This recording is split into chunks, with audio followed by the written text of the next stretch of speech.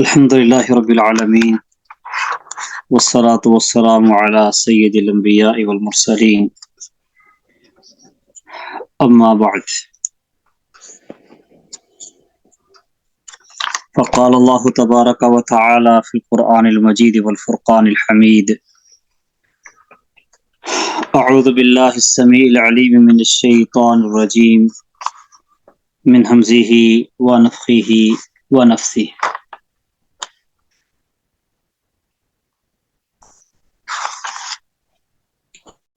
يا أيها الذين آمنوا ادخلوا في السلم كافة ولا تتبعوا خطوات الشيطان إنه لكم عدو مبين وقال جل وعلا في مقام آخر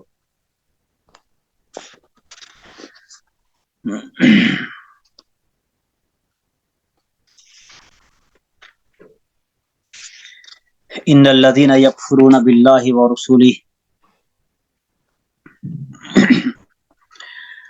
ويريدون أن يفرقوا بين الله ورسله ويقولون نؤمن ببعض ونكفر ببعض ويريدون أن يتخذوا بين ذلك سبيلا أولئك هم الكافرون حقا وأعتدنا للكافرين عذابا مهينا والذين آمنوا بالله ورسله ولم يفرقوا بين أحد منهم أولئك سوف يؤتيهم أجورهم وكان الله غفورا رحيما.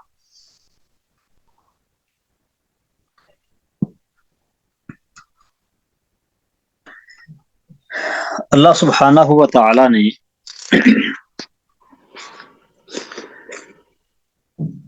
انسانیت کی رشد و ہدایت اور بھلائی اور رہنمائی کے لیے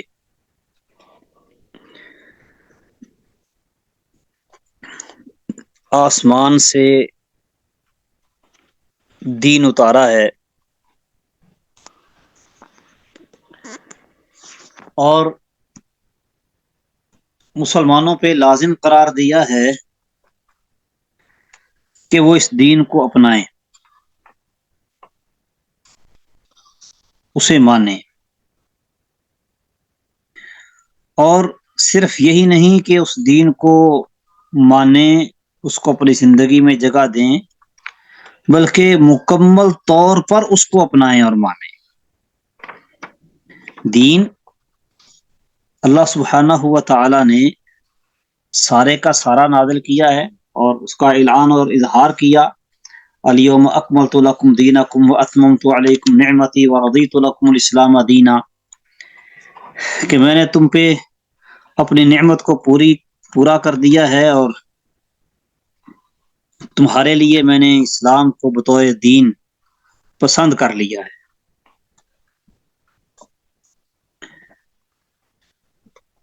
اور پھر جو پورا اللہ تعالیٰ نے دین نازل کیا ہے، نبی کریم صلی اللہ علیہ وسلم کو حکم دیا بلغ ما انزل الیک من ربک فإن لم تفعل فما بلغت رسالتہ، کہ جو کچھ آپ کی طرف، آپ کے رب کی طرف سے وحی کیا گیا ہے وہ سب پہنچا دیجیے، اور اگر آپ نے ایسا نہ کیا فما بلغت رسالتہ، گویا کہ آپ نے حق رسالت ادا نہیں کیا۔ اور رسول اللہ صلی اللہ علیہ وسلم نے اللہ کے حکم کے مطابق وہ سارے کا سارا دین ہی آگے پہنچا دیا، اور اس پر صحابہ کرام رضوان اللہ علیہ مجمعین نے گواہی دی۔ حجۃ الوداع کے موقع پر واضح لفظوں میں کہا کہ نعم قد بلغت وادیت، آپ نے پیغامات الہیہ پہنچا دیے ہیں اور آپ کے ذمے جو ذمہ داری لگی تھی، فریضہ لگا تھا، آپ اس سے عہدہ برآ ہو چکے، آپ نے وہ ادا کر دی۔ اور پھر مسلمانوں سے اس چیز کا اللہ نے مطالبہ کیا ہے ادخلوا فی السلم کافہ، اسلام میں پورے پورے داخل ہو جاؤ۔ اسی طرح فرمایا اتبعوا ما انزل الیکم من ربکم ولا تتبعوا من دونه اولیاء قلیلا ما تذکرون، جو کچھ بھی تمہاری طرف تمہارے رب کی طرف سے نازل ہوا ہے اس سب کی پیروی کرو، اور اس کے علاوہ دیگر اولیاء کی پیروی نہ کرو، قلیلا ما تذکرون، تم بہت کم ہی نصیحت حاصل کرتے ہو۔ اور اللہ سبحانہ ہوا تعالی نے جو کچھ نازل کیا ہے وحی الہی، وہ قرآن مجید فرقان حمید ہے، اور نبی کریم صلی اللہ علیہ وسلم کی سنت اور حدیث ہے۔ یہ دونوں چیزیں منزل من اللہ ہے، اللہ تعالیٰ کی طرف سے۔ قرآن بھی اللہ کی طرف سے ہے، اور اس کا بیان، اس کی وضاحت اور اس کی تفسیر جو کہ نبی کریم صلی اللہ علیہ وسلم نے اپنے قول و عمل سے کی، وہ سب اللہ سبحانہ ہوا تعالیٰ کی طرف سے ہے، کیونکہ اللہ تعالیٰ نے اس کا واضح طور پر اعلان کیا ہے لا تحرک به لسانک لتعجل به ان علینا جمعه وقرآنہ فاذا قرأناه فاتبع قرآنہ ثم ان علینا بیانہ، کہ اس قرآن کا بیان وہ بھی ہمارے ذمے ہے۔ قرآن تو اللہ تعالیٰ نے اتارا ہے، تو جو اس کا بیان ہے، اس کی توضیح اور وضاحت ہے، وہ بھی اللہ تعالیٰ نے اپنے ذمے لی ہے۔ واضح ہے کہ وہ بیان قرآن کے علاوہ ہے جو کہ اللہ رب العالمین نے اپنے ذمے لیا اور نبی کریم صلی اللہ علیہ وسلم کے ذریعے ہم تک پہنچایا۔ رسول اللہ صلی اللہ علیہ وسلم پر قرآن کے علاوہ جو وحی نازل ہوئی، یہ ساری کی ساری حجت اور دلیل ہے۔ اس پر عمل پیرا ہونا، اس کے مطابق اپنی زندگی کو بنانا، یہ مسلمانوں پر لازم اور ضروری ہے۔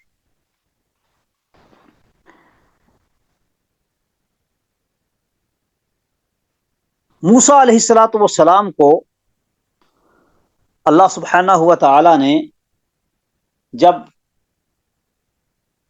فرعون کی طرف بھیجا تو اس وقت موسیٰ علیہ الصلوۃ والسلام پہ ابھی کوئی کتاب نازل نہیں ہوئی تھی۔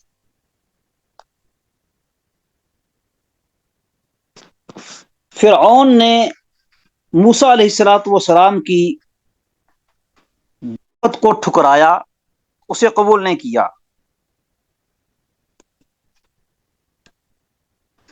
اب موسیٰ علیہ الصلوۃ والسلام کی جو دعوت تھی فرعون کو،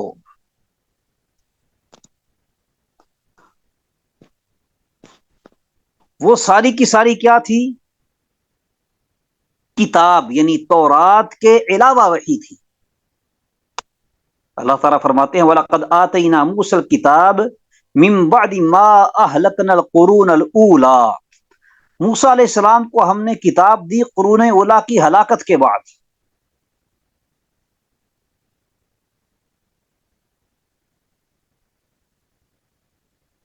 یعنی تورات ملی ہے فرعون کو ہلاک کر دینے کے بعد۔ اس سے واضح ہوتا ہے کہ کتاب جو اللہ تعالیٰ نازل فرماتے ہیں، اس کتاب کے علاوہ بھی وحی اللہ تعالیٰ کی طرف سے جو ہوتی ہے، اگر کوئی شخص کتاب کے علاوہ وحی نہیں مانتا تو بھی اس کے لیے ہلاکت اور تباہی ہے۔ فرعون کتاب کا انکار کرنے کی وجہ سے عذاب کا شکار نہیں ہوا، بلکہ وہ کتاب کے علاوہ جو وحی اللہ تعالیٰ نے کی تھی موسیٰ علیہ السلام کی طرف، اس کا انکار کرنے کی وجہ سے وہ عذاب کا شکار ہوا۔ اسی طرح جب موسیٰ علیہ الصلوۃ والسلام فرعون کے دربار میں پہنچے تو اس وقت فرعون کے سامنے موسیٰ علیہ الصلوۃ والسلام نے نشانیاں رکھیں اللہ تعالیٰ کی طرف سے جو ان کو ملی تھی. ان آیات بینات میں تورات نہیں تھی کیونکہ تورات ملی بعد میں. تو موسیٰ علیہ الصلوۃ والسلام کے معجزات جس کو فرعون نے جھٹلایا تھا وہ کتاب کے علاوہ تھے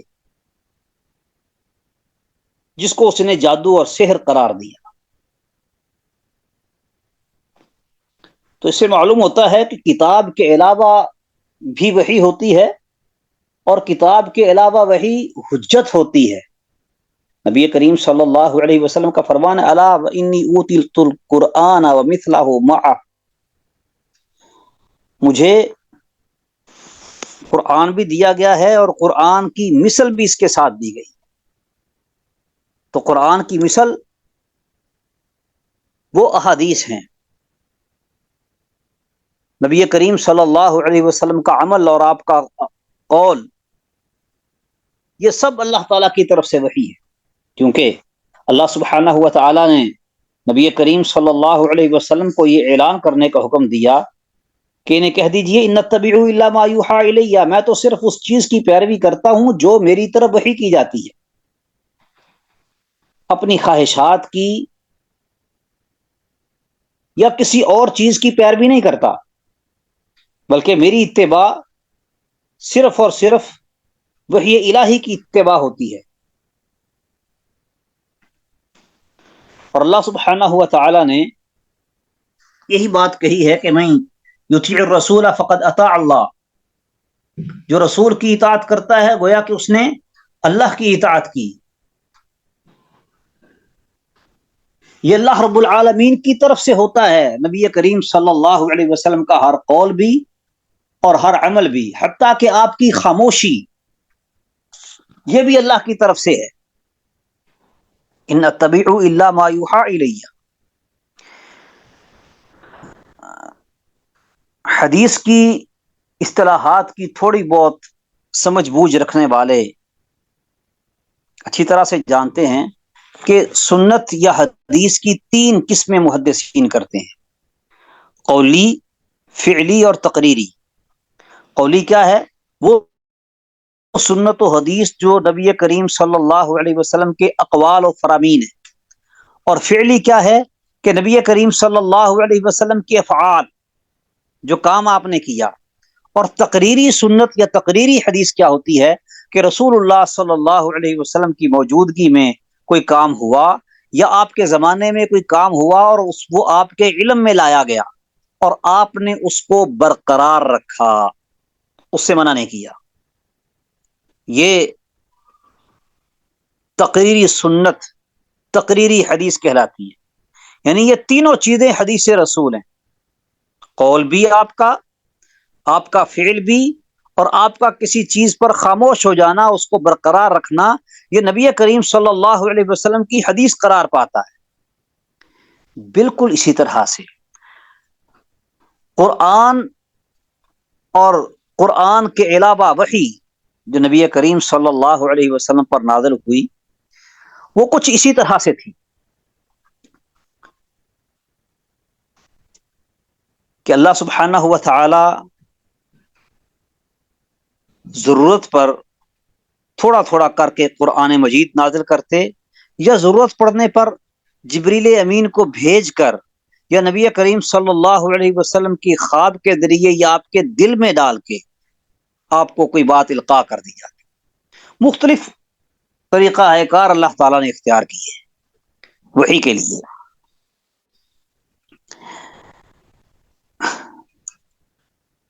اور نبی کریم صلی اللہ علیہ وسلم کے سامنے جب کوئی مسئلہ پیش آتا تو کبھی آپ خاموشی اختیار کرتے، وحی کے نازل ہونے کا انتظار کرتے، انکار کر دیتے کہ میرے پاس اس مسئلے کا جواب اور حل نہیں ہے. سورہ مجادلہ کی ابتدائی آیات اس کا شان نزول اسی بات کی دلیل ہے کہ زہار کے معاملے میں مسئلہ آپ کے سامنے پیش آیا تو آپ اس پر خاموش رہے کہ میرے پاس اس کے اوپر کوئی اور راہ نہیں ہے، حتیٰ کہ اللہ نے قرآن نازل کیا، قد سمع اللہ، کہ اللہ نے سن لیا ہے اس عورت کی بات کو جو تیرے ساتھ جھگڑ رہی تھی فی زوجیہا، اپنے خامد کے معاملے کے بارے میں۔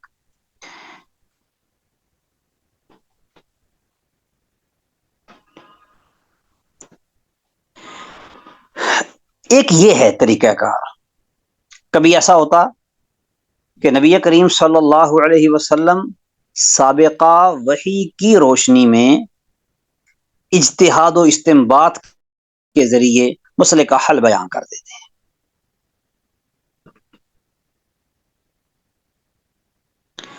اب جیسے شہداء کا مسئلہ ہے کہ اللہ سبحانہ و تعالیٰ نے قرآن مجید میں ہی ان کے لیے مغفرت کا اعلان کیا ہے، اور حتیٰ کہ یہاں تک کہا ہے کہ ان کو مردہ نہ سمجھو، ان کو مردہ نہ کہو، لا تحسبن الذین قتلوا فی سبیل اللہ اموات، لا تقولوا لمن یقتل فی سبیل اللہ اموات بل احیاء ولکن لا تشعرون عند ربہم یرزقون۔ اللہ سبحانہ و تعالی نے ان کی فضیلت بتا دی ہوئی ہے۔ رسول اللہ صلی اللہ علیہ وسلم سے مسئلہ پوچھا جاتا ہے کہ کیا اگر کوئی آدمی اللہ کی راہ میں لڑتے ہوئے شہید ہو جائے تو کیا اس کا سب کچھ معاف ہو جائے گا؟ آپ نے فرمایا سب کچھ معاف ہو جائے گا۔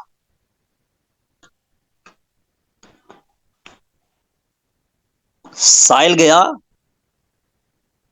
تھوڑی ہی دور پہنچا تھا کہ واپس بلایا، پوچھا کیا سوال کیا تھا؟ اس نے اپنا سوال دہرایا، آپ نے اپنا جواب دہرایا اور کہا الا الدین، ہاں سب کچھ بخشا جائے گا لیکن قرض معاف نہیں ہوگا۔ الآن اخبرانی بھی جبریل، ابھی ابھی مجھے اس کے بارے میں جبریل نے خبر دی ہے۔ یعنی نبی کریم صلی اللہ علیہ وسلم کے جواب میں اگر کچھ کمی رہ گئی تو اللہ سبحانہ و تعالیٰ نے فوراً اس کو پورا کیا کہ ہاں جاؤ سارا کچھ معاف ہو جائے گا لیکن قرض معاف نہیں ہوگا۔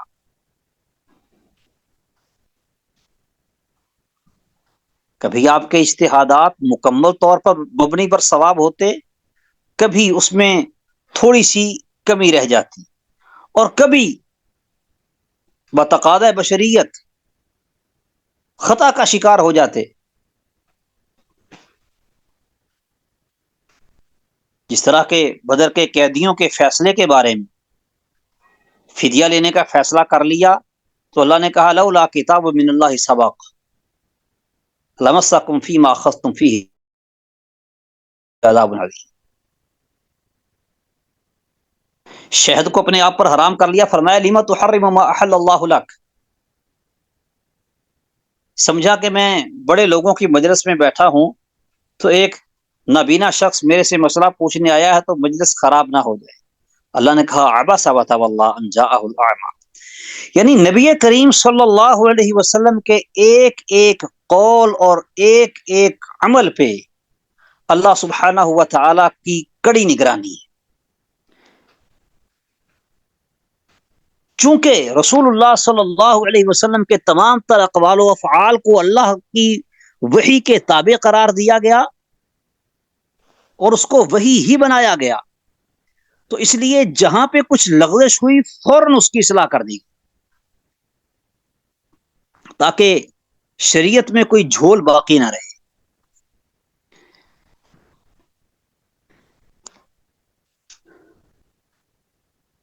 اب ذرا ایک مرتبہ پھر واپس چلیں کہ حدیث کی ہم نے 3 قسمیں بنائی تھی نا، ان میں سے ایک قسم تھی تقریری حدیث۔ تقریری حدیث کیا تھی کہ نبی کریم صلی اللہ علیہ وسلم کی موجودگی میں آپ کے زمانے میں کوئی کام ہو، آپ اس پہ مطلع ہوں، لیکن آپ اس کے اوپر نقد نہ کریں، نکیر نہ کریں، تو اس کو ہم تقریری سنت نبوی قرار دیتے ہیں، تقریری حدیث نبوی قرار دیتے ہیں۔ بعینہ ہی رسول اللہ صلی اللہ علیہ وسلم کا کوئی بھی عمل، آپ کا کوئی بھی قول جس پر اللہ سبحانہ و تعالی نے نقد نہیں فرمایا،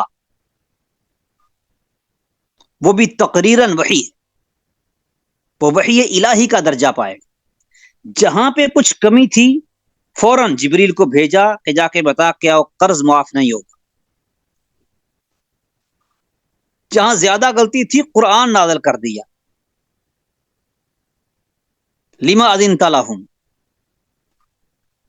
لولا کتاب من اللہ سبق عبس وتولى لما تحرم ما احل اللہ لک۔ نبی کریم صلی اللہ علیہ وسلم کے سامنے بھی اگر کوئی عمل ہوتا جو کہ شریعت کی روح کے مخالف ہوتا تو آپ اس پر نقد کر کے اس کو ازالہ کر دیتے۔ تو نبی کریم صلی اللہ علیہ وسلم سے بھی اگر کبھی کچھ ایسا ہوا تو اللہ سبحانہ و تعالی نے اس غلطی کو غلطی نہیں رہنے دیا، فوراً سدھار دیا۔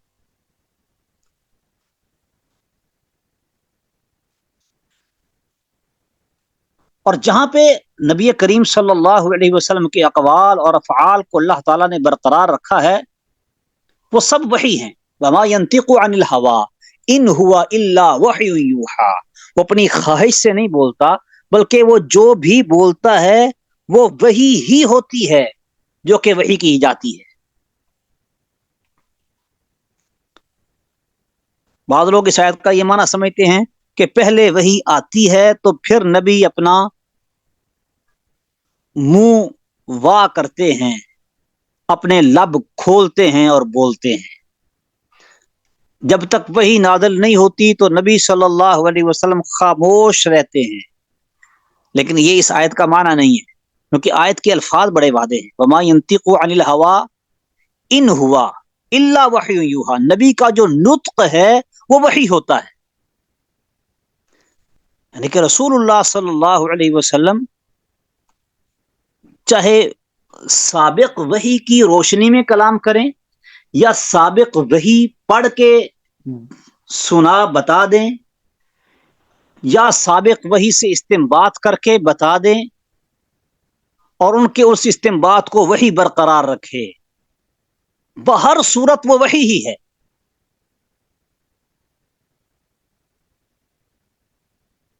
ان ہوا الا وحی یوحى، تو جب رسول اللہ صلی اللہ علیہ وسلم کے تمام تر اقوال، آپ کے تمام تر افعال وہ وحی الہی ہیں تو پھر ان پر ایمان لانا، ان کو حجت اور دلیل ماننا، ان کے مطابق اپنا کردار و عمل بنانا یہ لازم اور ضروری ہے۔ اللہ سبحانہ و تعالی نے بھی فرمایا ہے یا ایھا الذین آمنوا اطیعوا اللہ واطیعوا الرسول واولی الامر منکم، اے لوگو اللہ اور اس کے رسول کی اطاعت کرو اور اپنے میں سے جو صاحب معاملہ ہیں ان کی بھی مانو۔ فإن تنازعتم فی شیء فردوه الی اللہ والرسول، اور اگر کسی چیز میں تنازع ہو جائے تو اس کو اللہ اور اس کے رسول کی طرف لوٹا دو۔ ان کنتم تؤمنون باللہ والیوم الآخر، اگر تم اللہ اور آخرت پر ایمان رکھتے ہو۔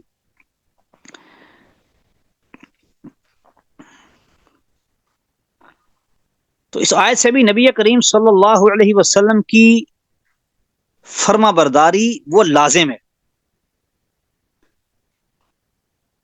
اسی طرح اللہ نے فرمایا ہے قل ان کنتم تحبون اللہ فاتبعونی یحببکم اللہ ویغفر لکم ذنوبکم واللہ غفور رحیم قل اطیعوا اللہ والرسول فإن تولوا فإن اللہ لا يحب الکافرین،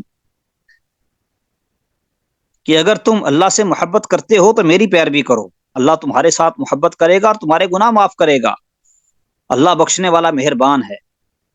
کہہ دیجئے کہ اللہ اور اس کے رسول کا حکم مانو، اگر وہ اللہ رسول کی اطاعت نہ کریں، حکم عدولی کریں، پھر جائیں تو اللہ کافروں سے محبت نہیں کرتا۔ اب دیکھیں یہاں پہ بات ہو رہی ہے اللہ اور اس کے رسول کی اطاعت کرنے کی، ہونا تو یہ چاہیے تھا نا کہ اللہ تعالیٰ فرماتے کہ اگر یہ منہ پھیرتے ہیں تو اللہ اطاعت نہ کرنے والوں سے محبت نہیں کرتا، تو اطاعت نہ کرنے والوں سے کہنے کے بجائے کیا کہا ہے؟ کافروں سے محبت نہیں رکھتا۔ اس بات کی طرف اشارہ کیا ہے کہ رسول کی نہ ماننے والے یا اللہ کی نہ ماننے والے وہ کافر ہیں۔ اسی طرح اللہ تعالیٰ نے فرمایا ہے وَإِن تُطِيعُوهُ تَهْتَدُوا، اگر تم اس پیغمبر کی اطاعت کرو گے تو ہدایت پاؤ گے۔ نبی کی اتباع سے ہدایت حاصل ہوتی ہے۔ اسی طرح فرمایا مَن يُطِيعِ الرَّسُولَ فَقَدْ أَطَاعَ اللَّهَ، جو پیغمبر کی اطاعت کرتا ہے اس نے اللہ کی اطاعت کی ہے۔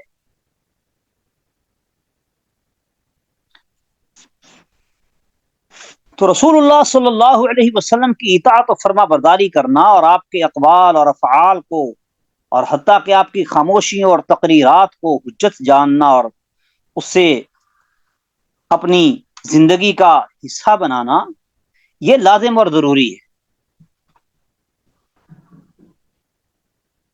اور یہ سب قرآن مجید کا بیان ہے، اور یہ اجمال جو قرآن میں ہے اس کی تفصیل یا تو جبریل کے ذریعے آپ کو بتائی جاتی، یا آپ کے دل میں اس کا بیان ڈالا جاتا، یا بذریعہ حکمت قرآن کا فہم عطا کیا جاتا۔ جو بھی صورتیں تھیں وہ سب قرآن مجید کے بیان کی اللہ سبحانہ و تعالی نے اختیار کی، اور نبی کریم صلی اللہ علیہ وسلم کو ذمہ لگایا کہ وہ اس قرآن کے احکامات کو لوگوں کے سامنے واضح کریں اور آگے پہنچائیں۔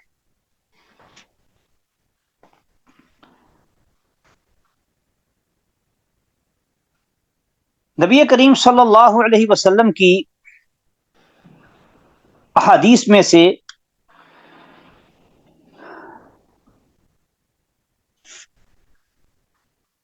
کچھ احادیث ایسی ہیں جن کو حدیث متواترہ کہا جاتا ہے، اور کچھ احادیث ایسی ہیں کہ جنہیں اخبار احاد کہا جاتا ہے۔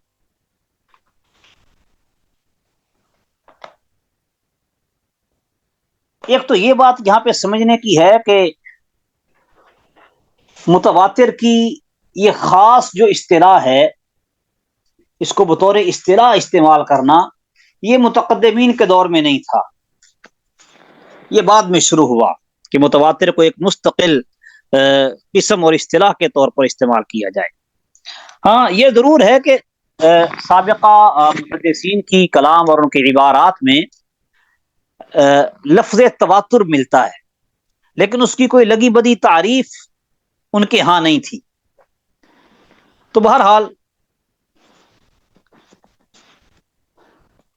متواتر اور احاد ان دو حصوں میں فرامین نبویہ کو، احادیث رسول کو تقسیم کیا جاتا ہے۔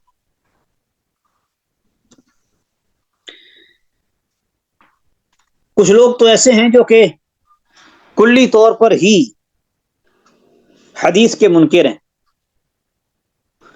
وہ اس کو ماننے کے لیے کسی بھی طور پر تیار ہی نہیں ہوتے۔ وہ تو کہتے ہیں کہ بس جو کچھ ہے قرآن ہی قرآن میں ہے، اور قرآن کے علاوہ باقی سب ظن ہے۔ اور کچھ لوگ صرف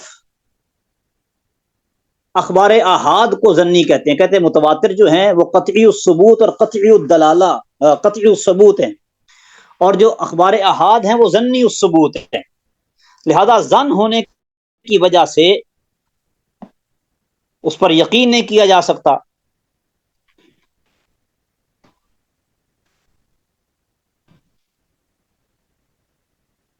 حالانکہ لفظ ظن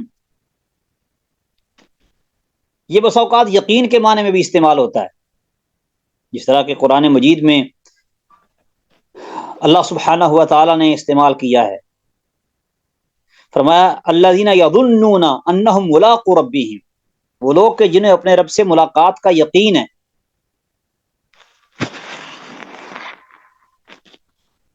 اسی طرح فرمایا وظن انہ الفراق، اسے یقین ہو جاتا ہے کہ اب جان گئی۔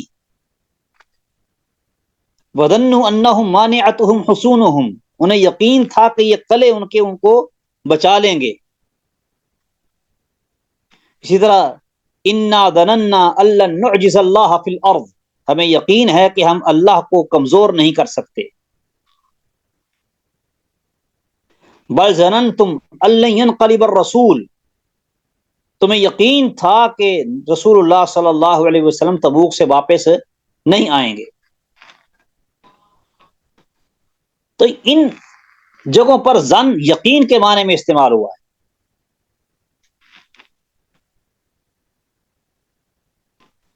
اور کبھی ظن کو حق کے مقابلے میں استعمال کیا گیا، وہاں پہ ظن یعنی کہ حق کے مقابلے میں باطل کے معنی میں ہے، یقین کے الٹ. اس طرح ان الظن لا یغنی من الحق شیئا، ظن حق کے سامنے کچھ حیثیت نہیں رکھتا.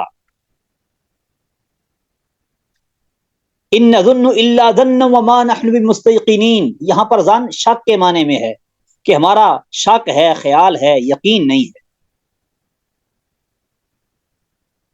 اور کبھی ظن وہم و گمان کے بارے میں معنی میں ہوتا ہے، جس طرح ان يتبعون الا الظن وما تهوى الانفس، یہ لوگ ظن اور ہوائے نفس کے تابع ہیں.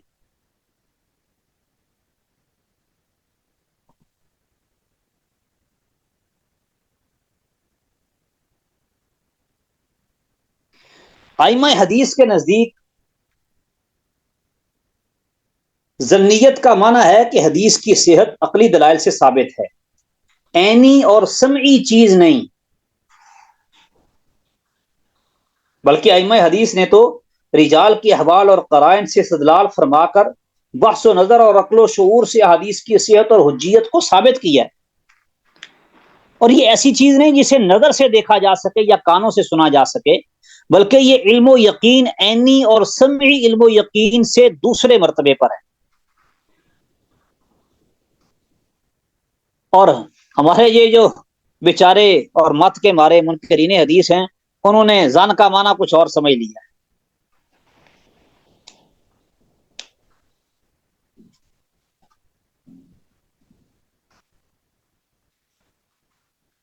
اور پھر ظن کی بنیاد پر کہتے ہیں کہ چونکہ یہ ظنون ہیں تو پھر وہ کیا کرتے ہیں کہ اس کو ویسے ہی چھوڑ دیتے ہیں اور ہاتھ صاف کر لیتے ہیں اور ماننے کے لیے تیار ہی نہیں.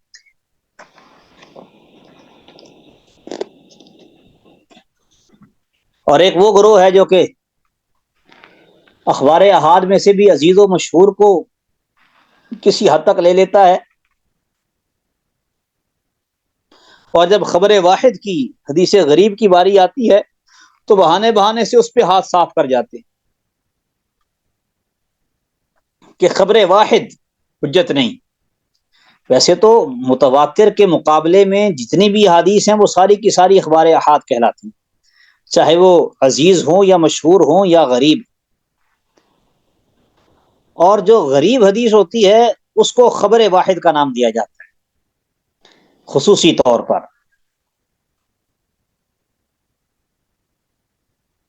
خبر واحد یا غریب حدیث وہ ہوتی ہے کہ جس کو بیان کرنے والا کسی طبقے میں صرف ایک راوی رہ جائے، اور عزیز وہ کہ جو کم از کم دو سندیں اس کی ہوں مستقل،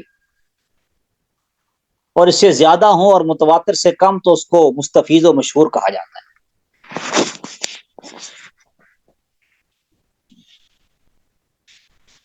تو اخبار احاد پر عجیب و غریب قسم کے اشکالات اور اعتراضات یہ لوگ وارد کرتے ہیں. بہانے بہانے سے اس کا انکار کرتے ہیں. جو دلائل آپ نے ابتدا میں سماعت فرمائے جن میں حدیث کی حجیت ہے، تو اس میں چاہے وہ خبر واحد ہو، خبر غریب ہو، یا عزیز و مشہور ہو یا متواتر، وہ سب کے سب اس میں شامل ہیں اور سب ہی حجت اور دلیل ہیں. ان دلائل میں ایسا نہیں ہے کہ صرف اور صرف جو ہیں اخبار متواترہ ان کو حجت سمجھا جائے اور جو اخبار متواترہ نہیں ہیں ان کو حجت نہ سمجھا جائے. ایسی کوئی بات نہیں ہے. بلکہ علی الاطلاق وہ حجت اور دلیل ہیں، چاہے وہ کسی بھی قسم کی حدیث ہو، لیکن شرط یہ ہے کہ وہ حدیث پایا ثبوت کو پہنچتی ہو۔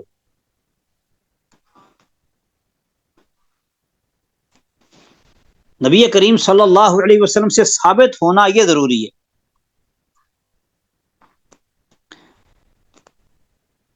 اگر رسول اللہ صلی اللہ علیہ وسلم سے ثابت ہو جاتی ہے تو چاہے اس کو بیان کرنے والا ایک اکیلا راوی ہی کیوں نہ ہو، اس کو قبول کیا جائے گا، مانا جائے گا۔ تو بہرحال اخبار احاد کو رد کرنے کے لیے مختلف قسم کے ہیلے بہانے جو یہ لوگ بناتے ہیں، ان کو سمجھنا یہ بھی بہت اہم ہے اور ضروری ہے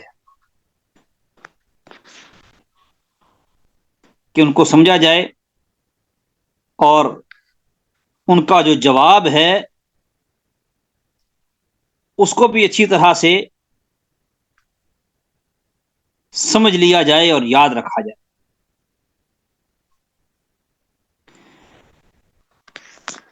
ویسے تو نبی کریم صلی اللہ علیہ وسلم کے تمام تر فرامین، چاہے وہ اخبار احاد سے تعلق رکھتے ہوں یا اخبار متواترہ سے، اللہ سبحانہ و تعالیٰ کے فرمان وما آتاکم الرسول فخذوہ وما نہاکم عنہ فانتہوا میں شامل ہیں کہ جو کچھ بھی رسول تمہیں دے اس کو لے لو، اور جس سے منع کرے رک جاؤ۔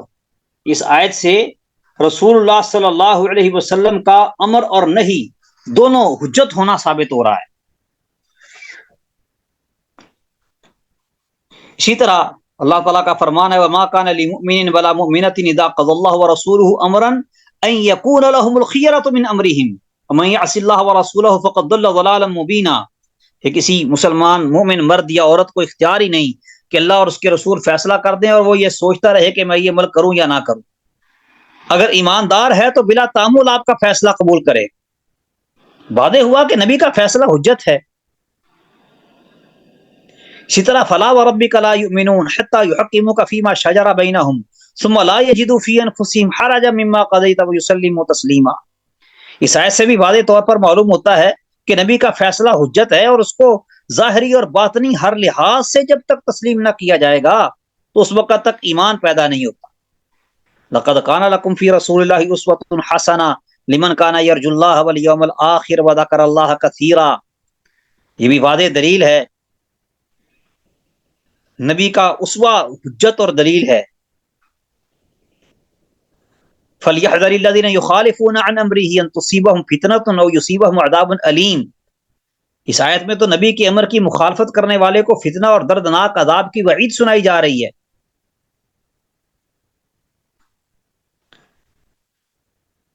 اور یہ سارے کا سارا کچھ وحی الہی ہے۔ ان اتبع الا ما یوحى الی انی اخاف ان عصیت ربی عذاب یوم عظیم، کہ میں صرف وحی کی پیروی کرتا ہوں، وحی کے علاوہ کسی چیز کی پیروی نہیں کرتا۔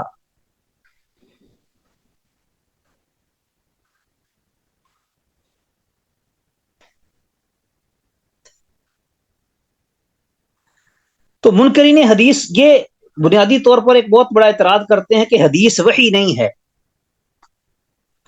لہذا حجت نہیں ہے۔ ایک تو حدیث کے وحی ہونے کے میں نے آپ کو دلائل دیے ہیں، لیکن اگر آپ اس قاعدے کو ذرا غور کریں کہ ان کا قاعدہ حدیث کو ٹھکرانے کا اس کی کیا حیثیت ہے، تو وہ بھی واضح طور پر معلوم ہوتا ہے کہ قاعدہ ہی غلط ہے۔ اب مثال کے طور پر باپ اپنے بیٹے کو حکم دیتا ہے کہ یہ کام کرو، تو بیٹا آگے سے کہے جی آپ کا فرمان چونکہ وحی نہیں ہے لہذا حجت نہیں، میں نہیں مانتا۔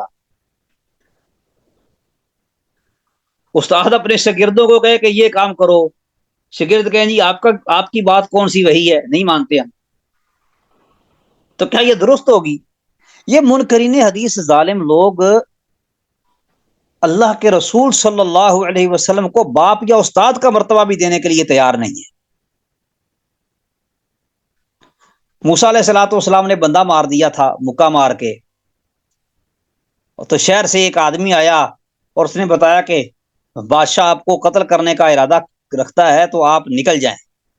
تو موسیٰ علیہ السلام وہاں سے ڈرتے ہوئے نکل بھاگے تھے۔ اب اس آدمی نے یہ حکم وحی کے ذریعے نہیں دیا تھا، موسیٰ علیہ السلام نے مان لیا۔ معلوم ہوتا ہے کہ وحی اگر نہ بھی ہو، اول تو ہم اس بات کو واضح اور ثابت کر چکے ہیں کہ یہ وحی ہے، لیکن وحی اگر نہ بھی ہو تو تب بھی، وحی نہ بھی ہو تب بھی یہ اقوال حجت ہوتے ہیں۔ غیر وحی کو بھی حجت اور دلیل مانا جاتا ہے اس دنیا میں۔ باقی ہم تو یہ ثابت کر چکے ہیں کہ یہ حدیث بھی وحی الہی ہے اور اللہ تعالیٰ کی طرف سے نازل کردہ ہے۔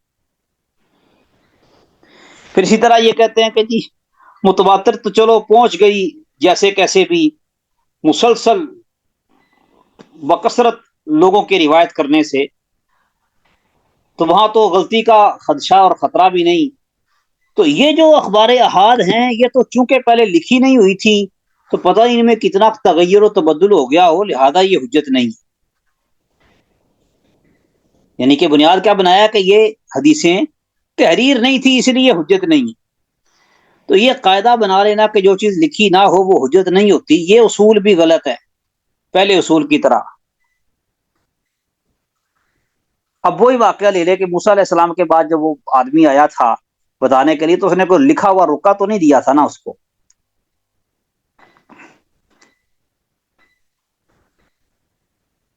پھر اسی طرح آپ کے دنیاوی معاملات کتنے ہی ایسے ہیں آج کل تو ماشاءاللہ سے جدید دور ہے، آپ بندہ کہاں بیٹھا ہوتا ہے اور دوسرا کہاں بیٹھا ہوتا ہے، دونوں آپس میں فون پر یا آن لائن آپس میں گفتگو اور بات چیت کرتے ہیں، اور کاروبار دنیا کے اسی طرح سے چل رہے ہیں۔ وہ لکھ کے تو ایک دوسرے کو نہیں دیتے نا، لیکن بغیر لکھے بھی بات مانی جاتی ہے۔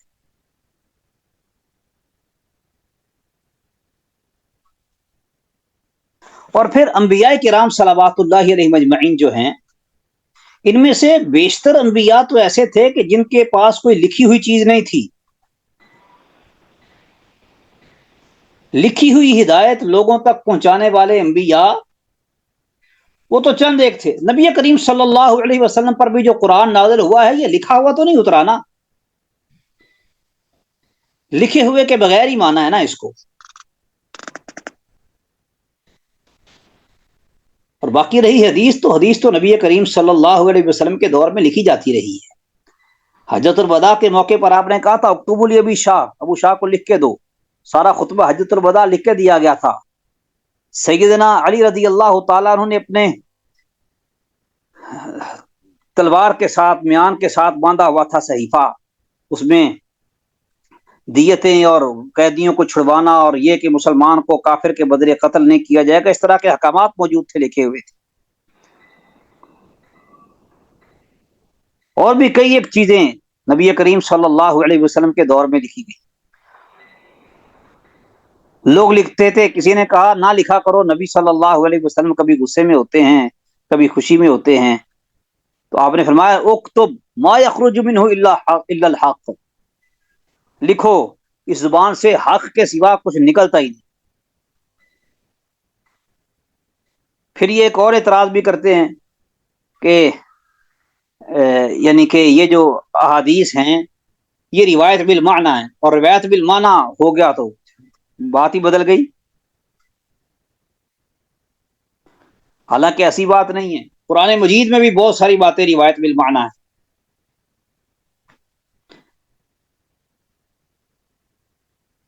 موسیٰ علیہ الصلوۃ والسلام کا واقعہ ہی لے لیں آپ، قرآن مجید میں کتنی جگہ پر بیان ہوا ہے، ہر جگہ الفاظ الگ الگ ہیں، معنی ایک ہی ہے۔ اگر روایت بالمعنی کو نہیں مانیں گے تو پھر قرآن کی بھی بہت ساری آیات سے ہاتھ دھونا پڑے گا۔ اور روایت بالمعنی حجت ہے، قرآن مجید کی حفاظت کا جس طرح اللہ نے ذمہ لیا ہے، ایسے ہی حدیث کی حفاظت کا بھی اللہ تعالیٰ نے ذمہ لیا ہے۔ انا نحن نزلنا الذکر وانا لہ لحافظون، ذکر میں قرآن بھی شامل ہے اور حدیث بھی شامل ہے، دونوں چیزیں ذکر ہیں، قرآن بھی محفوظ ہے اور حدیث بھی محفوظ ہے، حدیث کا معنی بھی اللہ سبحانہ و تعالیٰ نے محفوظ رکھا ہے۔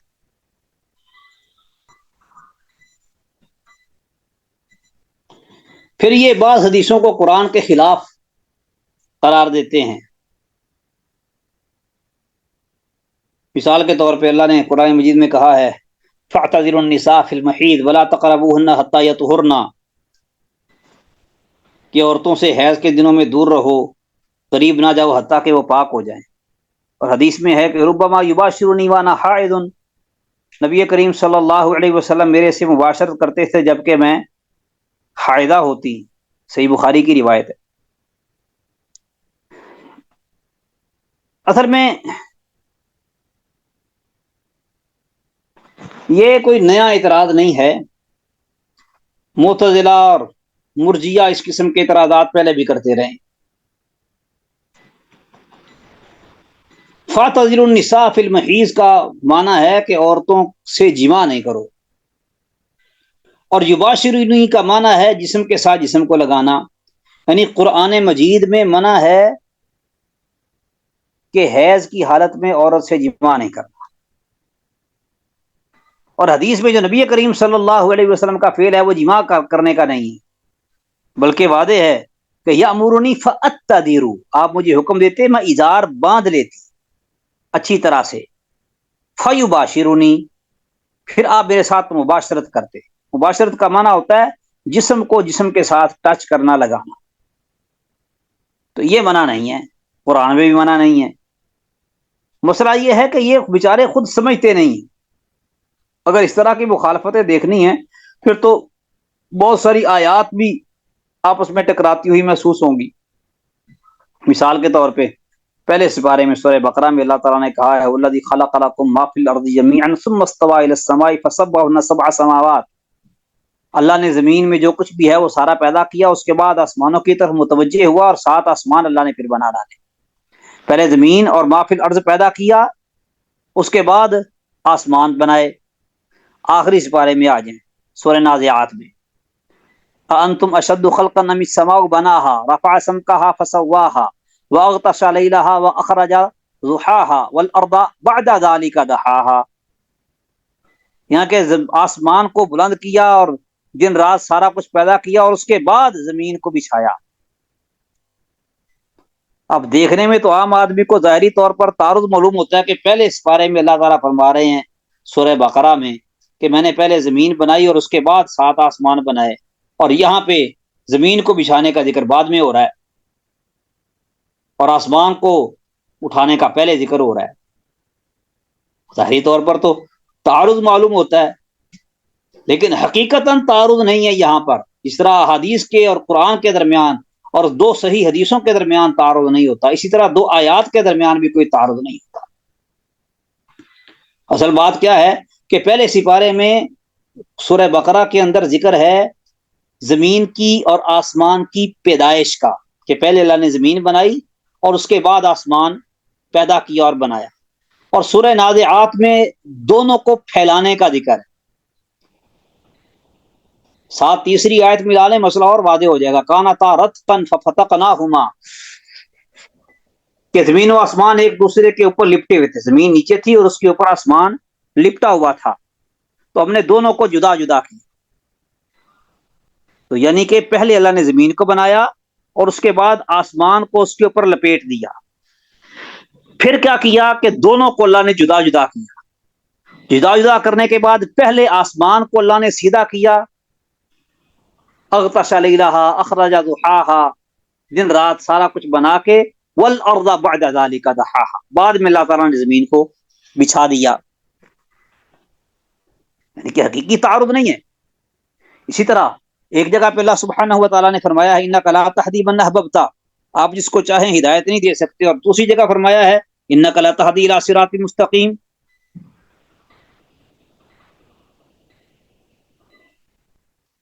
کہ آپ تو صراط مستقیم کی طرف ہدایت دیتے ہیں۔ اب ایک جگہ پہ ہدایت کی نفی ہو رہی ہے، دوسری جگہ پہ اس بات ہو رہا ہے، تو جہاں یہ کہا جا رہا ہے کہ آپ ہدایت دیتے ہیں، وہاں معنی کیا ہے کہ آپ راہ راست دکھاتے ہیں، اور جہاں یہ ہے کہ آپ ہدایت نہیں دے سکتے، اس کا معنی کیا ہے کہ آپ کسی کو راہ ہدایت پر لا نہیں سکتے۔ کسی کو اسلام کے بارے میں خبردار کر دینا، ہدایت کا راستہ بتا دینا، یہ آپ کا کام ہے، آپ یہ کرتے ہیں، لیکن کسی کو راہ ہدایت پر چلانا اور مومن بنانا، یہ اللہ کے سوا کی کوئی نہیں کر سکتا، یہ آپ نہیں کر سکتے۔ تو ظاہری تعارض کو دیکھ کر حدیثوں کا انکار کر دینا، یہ تو اپنی فہم اور عقل کا قصور ہے۔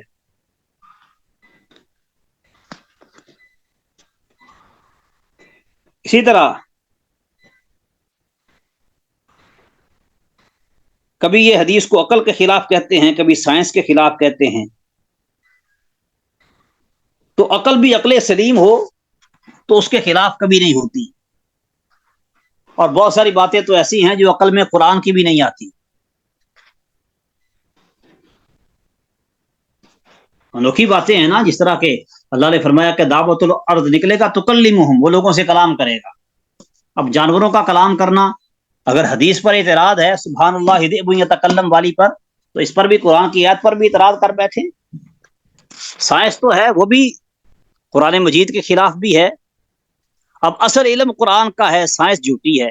سائنس آج تک کہتی رہی کہ سورج ساکن ہے، اب وہ بھی مان گئی ہے کہ نہیں سورج متحرک ہے۔ سائنس تو اپنی نظریات بدلتی رہتی ہے۔ اللہ نے پہلے کہا تھا والشمس تجری لمستقر لہا، سورج کے چلنے کا اللہ نے قرآن مجید میں پہلے سے بتا رکھا ہے۔ اس وقت تک یہ لوگ کہتے تھے کہ یہ سائنس کے خلاف ہے۔ تو بہرحال یہ فضول قسم کے اعتراضات ہیں جن کی بنا پر یہ اخبار احاد کو رد کرنا چاہتے ہیں اور ان سے جان چھڑوانا چاہتے ہیں۔ وقت ہمارا وہ تمام ہو گیا ہے، تو انشاءاللہ باقی باتیں کل کی مجلس میں انشاءاللہ ہم کریں گے۔ السلام علیکم ورحمۃ اللہ وبرکاتہ۔